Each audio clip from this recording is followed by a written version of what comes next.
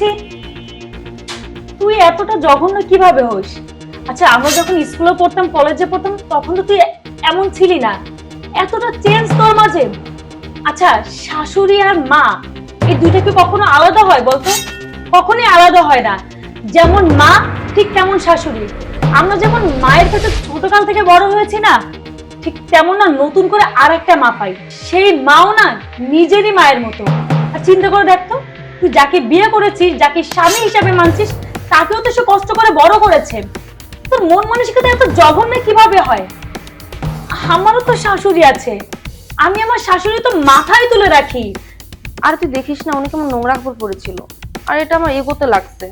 আমি এই জন্য মিথ্যা কথা বলেছি। আমি বুঝতেই পারিনি যে এত কিছু হয়ে যাবে। চুপ থাক। এই দায়িত্বটা না তোর, কারণ তার বয়স হয়ে গেছে।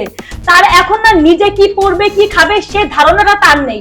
তোকে যেমন ছোটকালে তোর বাবা মা বড় করেছে, ঠিক তেমনই তোরও উচিত। তোর শাশুড়ির দায়িত্ব না সম্পূর্ণ তোর। সে কি খাবে কি পরবে, সে নোংরা কাপড় কেন পরবে তুই থাকতে?